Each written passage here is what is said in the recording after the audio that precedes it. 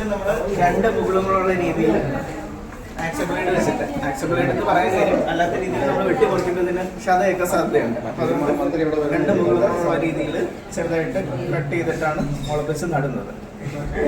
അപ്പോൾ നെക്സ്റ്റ് സീസണിലേക്ക് നമുക്ക് അത്രയും നടീൽ വസ്തുക്കൾ കൂടുതലായിട്ട് കിട്ടും.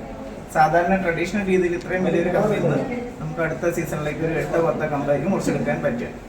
പക്ഷേ ഈ ഒരു കൺസെപ്റ്റിൽ ഓരോ ചെറിയ ഇതിൽ നിന്നും നെക്സ്റ്റ് സീസണിലേക്ക് ഒരു 8-10 കമ്പ് വെച്ച് നമുക്ക് മുറിച്ചെടുക്കാൻ വേണ്ടിയിട്ട് പറ്റും. അതായത് നടീൽ വസ്തുക്കളുടെ ആ ഒരു ഉൽപ്പാദനം നമുക്ക് ഒത്തിരി കൂട്ടാൻ വേണ്ടി പറ്റും. പിന്നെ വിളവും വലിയ കുഴപ്പമില്ലാത്ത രീതിയിലുണ്ടാവും. അതിൻ്റെ ഉദാഹരണങ്ങളാണ് ഇതായിരിക്കുന്നത്. 2 നോട്ട് കട്ടിങ് എന്നുള്ള ഇതാണ്. പിന്നെ ഇത് നമുക്കറിയാം പർപ്പിൾ ഫ്ലഷ്ഡ്, ഓറഞ്ച് ഫ്ലഷ്ഡ് ഒക്കെ ആയിട്ടുള്ള സ്വീറ്റ് പൊട്ടറ്റോ ഉണ്ട്. അപ്പൊ അതിൽ നിന്നുള്ള ഐസ്ക്രീമാണ് ഈ ഇരിക്കുന്നത്. ഈ ഐസ്ക്രീം എന്ന് പറയുമ്പോൾ നിങ്ങൾ പലപ്പോഴും തൈരിനകത്തൊക്കെ പ്രീബയോട്ടിക് എന്നൊക്കെ പറഞ്ഞ് കേട്ടിട്ടുണ്ടാവും. അതായത് നമ്മുടെ കുടലിലൊക്കെ ഉണ്ടാവുന്ന ചില എസൻഷ്യൽ ബാക്ടീരിയയുടെ ഗ്രോത്തിനെ പ്രൊമോട്ട് ചെയ്യുന്നത്. അപ്പൊ ഇതിനകത്ത് വരുമ്പോൾ സിംബയോട്ടിക് എന്നാണ്, അതായത് പ്രോബയോട്ടിക്കും പ്രീബയോട്ടിക്കും രണ്ടും കൂടെ ചേർന്നതായിട്ടുള്ള ഐസ്ക്രീമാണ് വെച്ചിരിക്കുന്നത്. പിന്നെ ഇതും അതുപോലെ തന്നെ അത്തരത്തിൽ കളർഡ് ആയിട്ടുള്ള സ്വീറ്റ് പൊട്ടറ്റോ എന്നുള്ള ഗമ്മീസ് ആണിത്. അതുപോലെ ഇത് വെജ് ബർഗർ. ഇതിന്റെ എല്ലാം ഒരു ബേസ് എന്ന് പറയുന്നത് ആ ഒരു സ്വീറ്റ് പൊട്ടറ്റോ ആണ്. ജസ്റ്റ് കളർ എന്നുള്ളത് മാത്രമല്ല, ഇതിന്റെ ന്യൂട്രിയൻ വാല്യൂ ആണ്, ആൻഡോസൈൻ അല്ലെങ്കിൽ ബീറ്റ കരോട്ടിൻ എന്നുള്ളതാണ്. പിന്നെ ഇത് ഇൻഡസ്ട്രിയൽ പ്രൊഡക്ട്സ് ആണ്. അതായത് ഇത് കാണുമ്പോൾ ജസ്റ്റ് ഇങ്ങനെ ഒരു പൊടിയാണ്, പക്ഷെ ഇതെന്ന് പറയുന്നത് നമ്മൾ പലപ്പോഴും ഇപ്പോൾ ന്യൂസിലൊക്കെ കണ്ടിട്ടുണ്ടാവും, മധുരക്കിഴങ്ങ് ഷുഗർ പേഷ്യൻസിന് കഴിക്കാൻ പറ്റും എന്നുള്ളത് കേട്ടിട്ടുണ്ടാവും. ഒരു പക്ഷേ സാറ് പറഞ്ഞിട്ടുണ്ടാവും. അതായത് ഗ്ലൈസിമിക് ഇൻഡെക്സ് എന്ന് പറയുന്ന ഒരു വാല്യൂ ഷുഗർ സ്വീറ്റ് പൊട്ടറ്റോയ്ക്കകത്ത് മീഡിയം ആണ്. അതുപോലെ തന്നെ റെസിസ്റ്റൻസ് ചാർജ് എന്നുള്ള ഘടകവും സ്വീറ്റ് പൊട്ടറ്റോയ്ക്കകത്ത് അടങ്ങിയിട്ടുണ്ട്. അപ്പോൾ റെസിസ്റ്റൻസ് ചാർജ് ഉള്ള ഒരു സംഭവം നമുക്ക് ഷുഗർ പേഷ്യൻസിന് കഴിക്കാൻ വേണ്ടിയിട്ട് പറ്റും. കപ്പേനെ സംബന്ധിച്ച് ഗ്ലൈസിമിക് ഇൻഡെക്സ് കൂടുതലും റെസിസ്റ്റൻസ് ചാർജ് കുറവുമാണ്. അപ്പം നമുക്ക് എൻസൈമാറ്റിക് മോഡിഫിക്കേഷൻ വഴി ചെയ്തെടുക്കാൻ പറ്റും. അതായത് റെസിസ്റ്റൻസ് ചാർജ് കൂട്ടിയിട്ട് ഗ്ലൈസിമിക് ഇൻഡെക്സ് കുറയ്ക്കാൻ പറ്റും. അങ്ങനെ മോഡിഫൈ ചെയ്തിരിക്കുന്ന സ്റ്റാർച്ചാണിത്. അപ്പോൾ ഇത് നമ്മൾ ബേക്കറി ഫുഡ് പ്രോഡക്ട്സിൽ ഉപയോഗിക്കാം. ആ ഫുഡ് നമുക്ക് നമ്മുടെ ഷുഗർ പേഷ്യൻസിനൊക്കെ ഡയറ്റിൽ ഉൾപ്പെടുത്താൻ വേണ്ടിയിട്ട് പറ്റും.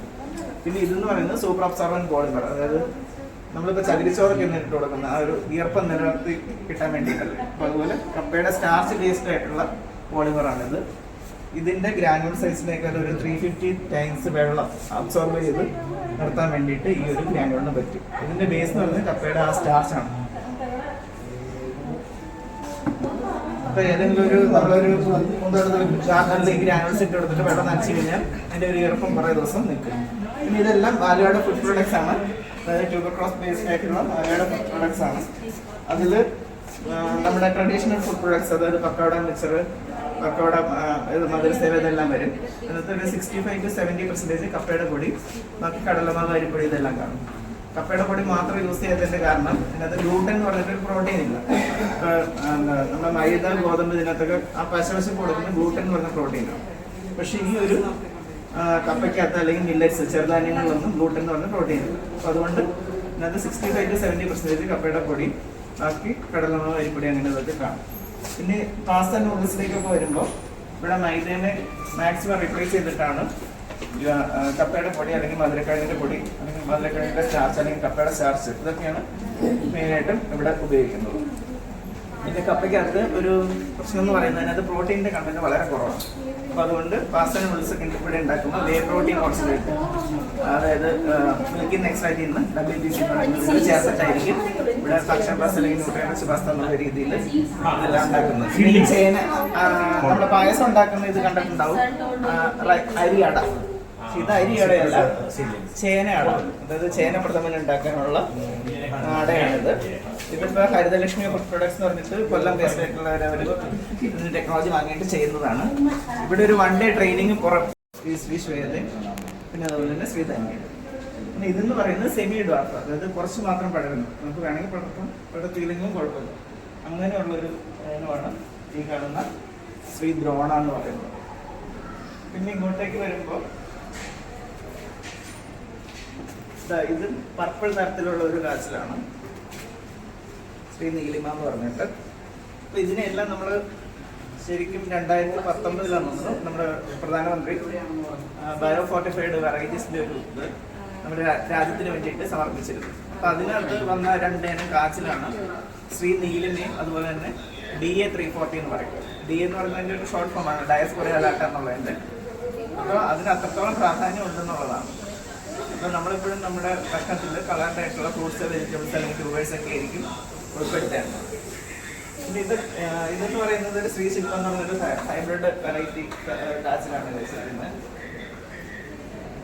പിന്നെ ശരിക്കും ഈ ഉഷ്ണമേഖല പ്രദേശത്ത് വളരുന്ന കിഴങ്ങ് വർഗ്ഗങ്ങളുടെ ഒരു 5000-ലേറെ കളക്ഷൻ, ഇപ്പം നിലവിൽ 5234 കളക്ഷൻ ഇവിടെ മെയിൻറ്റെയിൻ ചെയ്യുന്നുണ്ട്. അതായത് നമുക്ക് തദ്ദേശീയ ആയിട്ടുള്ളതും കാണാം, വിദേശീയമായിട്ടുള്ള ഇനങ്ങളൊക്കെ കാണാം. കപ്പയിൽ മാത്രം ഒരു 1000-ലേറെ കളക്ഷൻ ഉണ്ട്. പിന്നെ മധുരക്കിഴങ്ങിൽ 900 സംതിങ് ഉണ്ട്. അപ്പം അങ്ങനെ എല്ലാ ഇതും ചേർത്തിട്ട് നമുക്കൊരു 5000-ലേറെ കളക്ഷൻ ഇവിടെ മെയിൻറ്റെയിൻ ചെയ്യുന്നുണ്ട്. അപ്പോൾ ഈ അടുത്തിടയ്ക്ക് ലൈസൻസ് ചെയ്തൊരു പർപ്പിൾ ചേമ്പിൻ്റെ ഇനമാണ് ഇത്. ജാമുനി എന്ന് പറയും. ജാമുൻ എന്ന് പറഞ്ഞാൽ നമുക്ക് പറയുന്ന ഞാവൽപ്പഴം, അല്ലെങ്കിൽ അതിൻ്റെ ഒരു കളർ ഷെയ്ഡുള്ള ഒരു ഇതുകൊണ്ടായിരിക്കും പക്ഷേ ആ ഒരു പേര്. ഇത് ലൈസൻസ്ഡ് വെറൈറ്റിയാണ്. സ്പുട്നിക് ഫാംസ് എന്ന് പറഞ്ഞിട്ട് കർണാടക ആസ്ഥാനമായിട്ടുള്ളൊരു കമ്പനിക്ക് നമ്മൾ ഇതിൻ്റെ ഇത് കൊടുത്തിരിക്കുകയാണ്. അവരാണ് ഇത് നിലവിൽ അത് കൾട്ടിവേറ്റ് ചെയ്യുന്നത്. ചിപ്സ് ഉണ്ടാക്കാൻ വേണ്ടിയിട്ടാണ് യൂസ് ചെയ്യുന്നത്. ജാമുനി എന്നാണ് ഇതിൻ്റെ പേര്. ഇത് റിലീസ്ഡ് വെറൈറ്റി അല്ല, ലൈസൻസ്ഡ് വെറൈറ്റിയാണ്. നമ്മുടെ ഒരു കളക്ഷനാണ്. പിന്നെ ഇത് നമ്മുടെ കൂർക്കയുടെ ഒരു ഇനമാണ്. കൂർക്ക അല്ലെങ്കിൽ ചീവക്കിഴങ്ങെന്ന് പറയുന്നത്. പഞ്ചമി ഐസ്ക്രീം